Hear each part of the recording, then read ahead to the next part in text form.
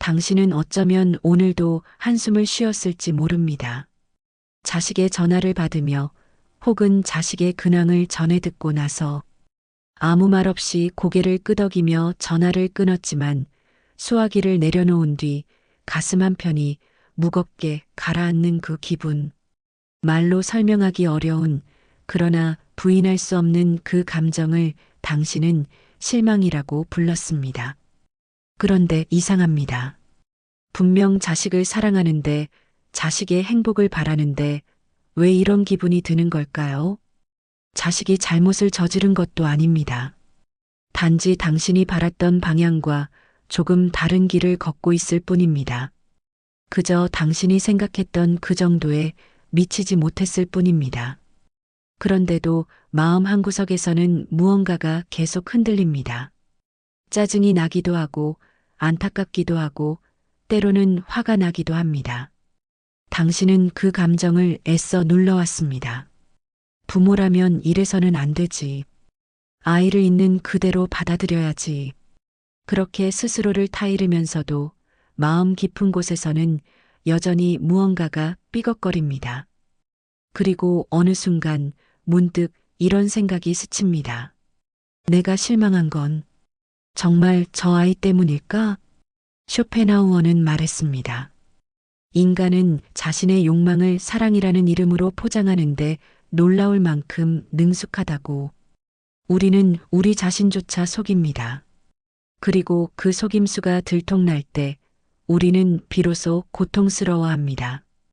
당신이 느낀 실망은 어쩌면 자식을 향한 것이 아니었을지 모릅니다. 그것은 당신 안에 있던 어떤 기대, 어떤 욕망, 어떤 증명에 대한 갈망이 좌절된 데서 온 감정이었을 수 있습니다. 그리고 그 기대의 무게를 자식이 짊어지고 있었다는 사실을 우리는 좀처럼 인정하고 싶지 않습니다. 이제 우리는 천천히 정직하게 그 실망의 본질을 들여다보려 합니다. 아프더라도 불편하더라도 왜냐하면 진실만이 우리를 자유롭게 할 수 있기 때문입니다. 당신은 어쩌면 오늘도 한숨을 쉬었을지 모릅니다. 자식의 전화를 받으며 혹은 자식의 근황을 전해 듣고 나서 아무 말 없이 고개를 끄덕이며 전화를 끊었지만 수화기를 내려놓은 뒤 가슴 한편이 무겁게 가라앉는 그 기분. 말로 설명하기 어려운 그러나 부인할 수 없는 그 감정을 당신은 실망이라고 불렀습니다. 그런데 이상합니다. 분명 자식을 사랑하는데 자식의 행복을 바라는데 왜 이런 기분이 드는 걸까요? 자식이 잘못을 저지른 것도 아닙니다. 단지 당신이 바랐던 방향과 조금 다른 길을 걷고 있을 뿐입니다. 그저 당신이 생각했던 그 정도에 미치지 못했을 뿐입니다. 그런데도 마음 한구석에서는 무언가가 계속 흔들립니다. 짜증이 나기도 하고 안타깝기도 하고 때로는 화가 나기도 합니다. 당신은 그 감정을 애써 눌러왔습니다. 부모라면 이래서는 안 되지. 아이를 있는 그대로 받아들여야지.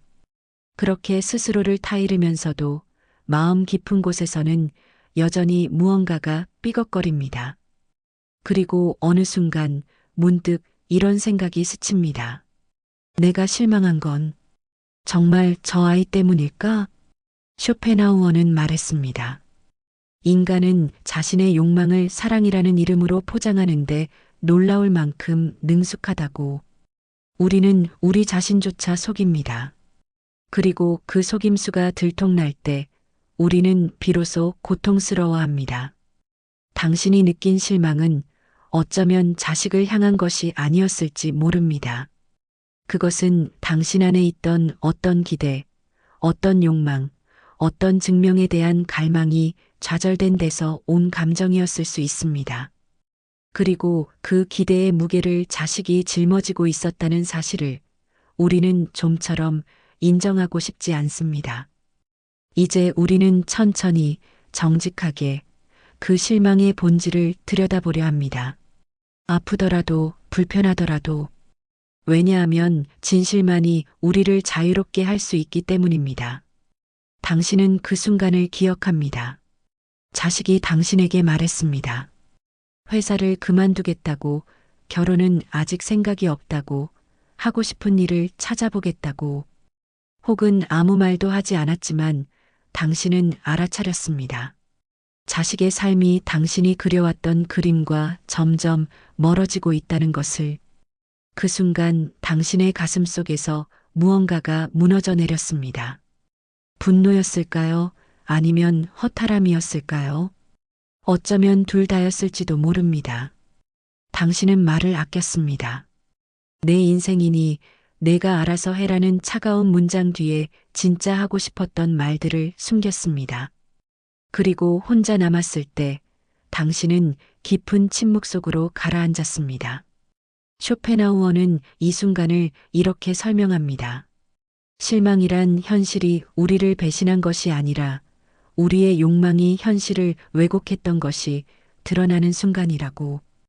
우리는 세상이 우리 의지대로 움직여야 한다고 착각합니다.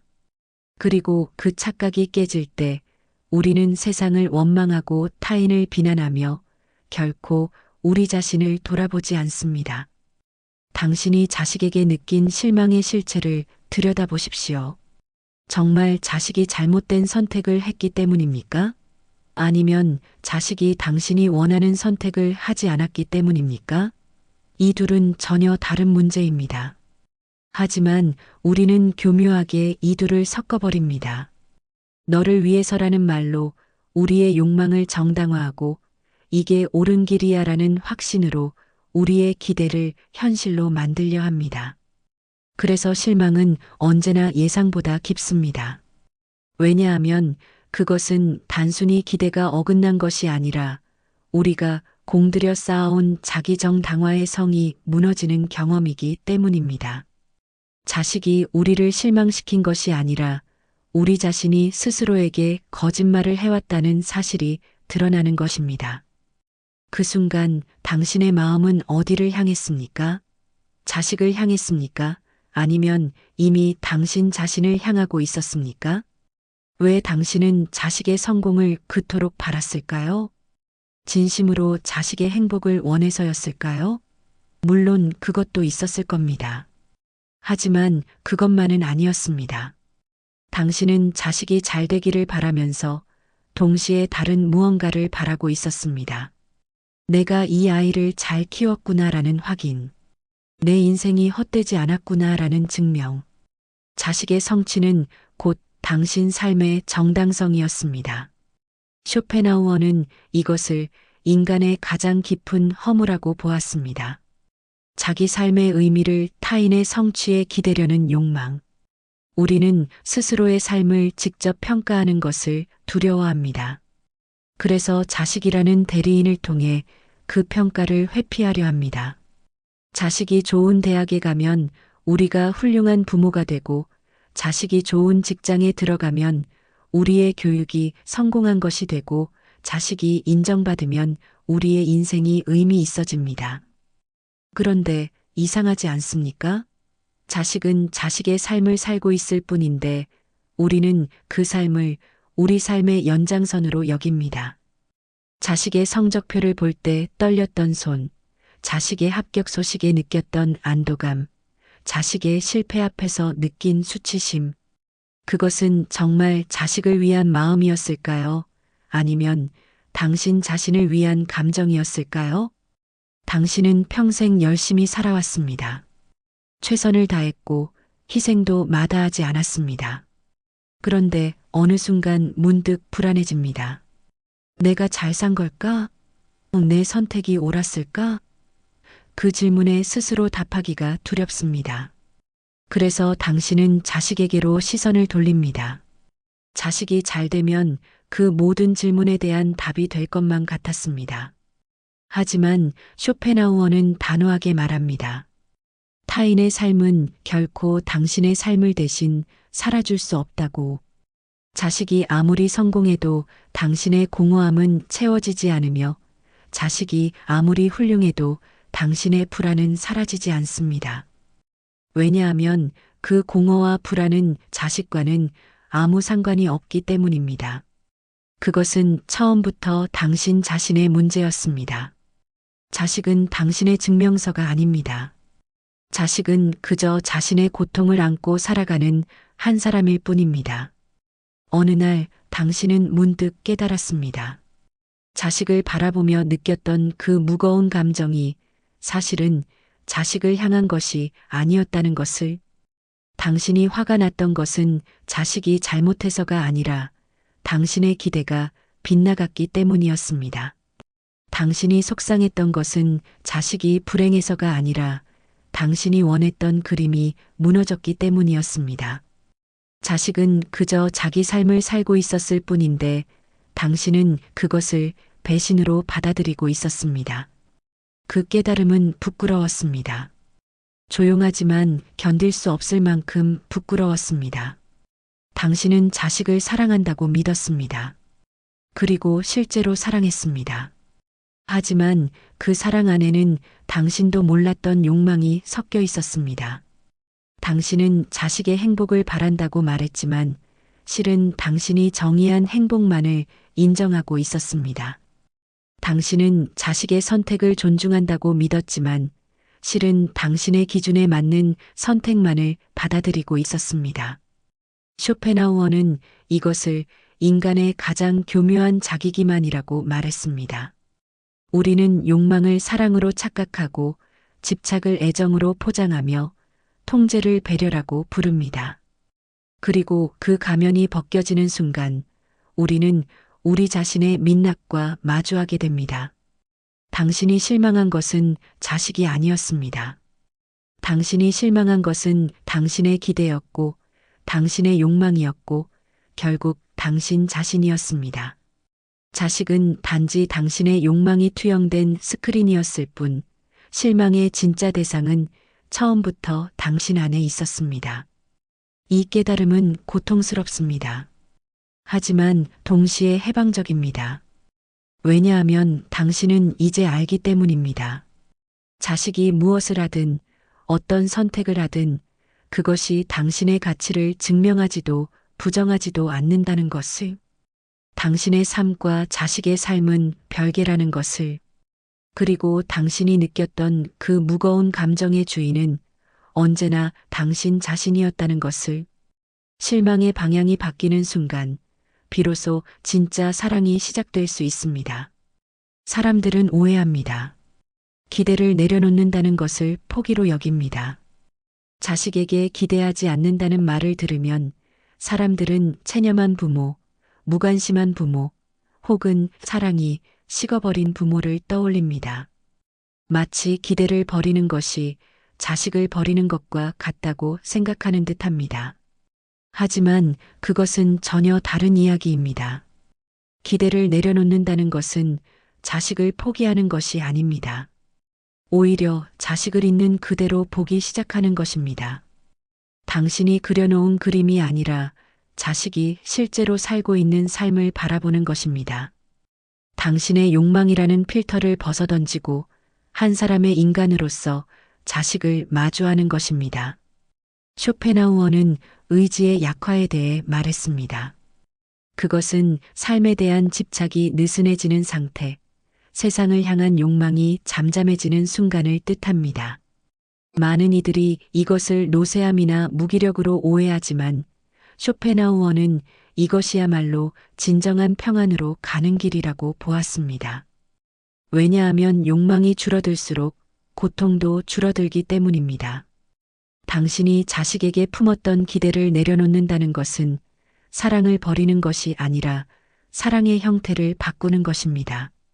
소유하려는 사랑에서 바라보는 사랑으로, 통제하려는 사랑에서 존중하는 사랑으로, 자식이 당신의 기대에 부응해야만 사랑받을 자격이 있다는 조건을 거두어 드리는 것입니다. 그렇다고 자식에게 무관심해지라는 뜻이 아닙니다. 필요할 때 손을 내밀지 말라는 뜻도 아닙니다.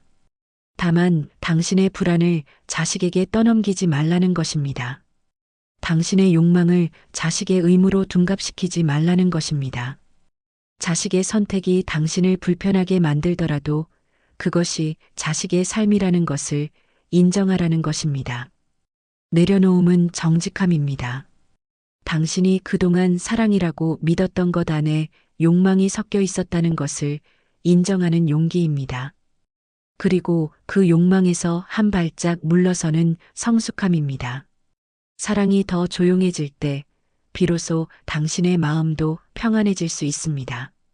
사람들은 오해합니다. 기대를 내려놓는다는 것을 포기로 여깁니다.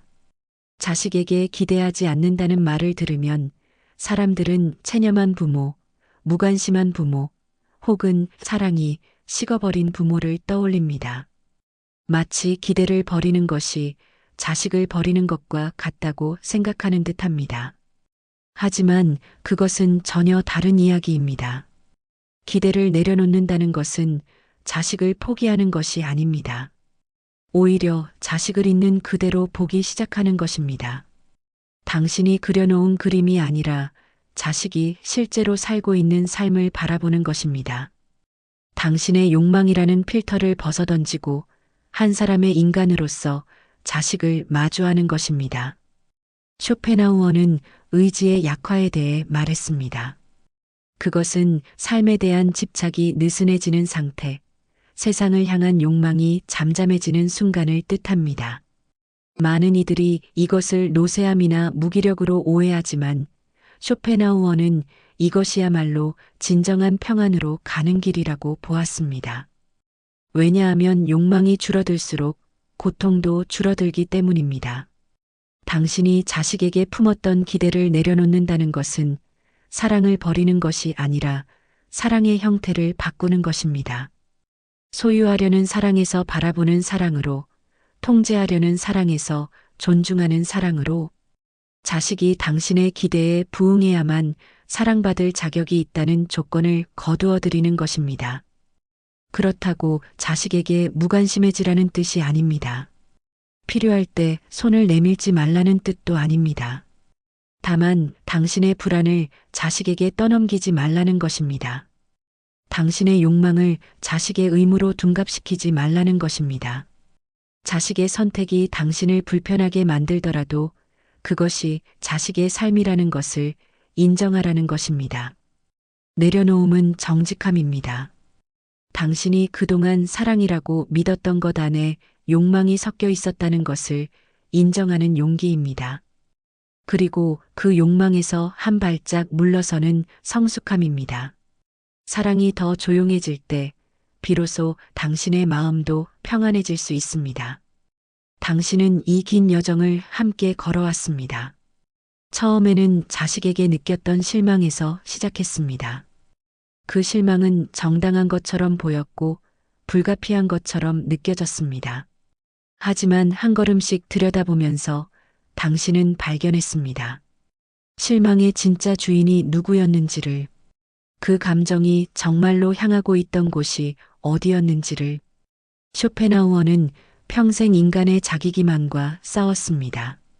우리가 얼마나 교묘하게 자신을 속이는지, 우리의 욕망이 얼마나 그럴듯한 이름으로 포장되는지를 냉정하게 폭로했습니다. 그의 철학은 차갑게 느껴질 수 있습니다. 하지만 그 차가움 속에는 깊은 진실이 있습니다. 우리가 스스로에게 정직해질 때만 진정한 평안이 가능하다는 진실이.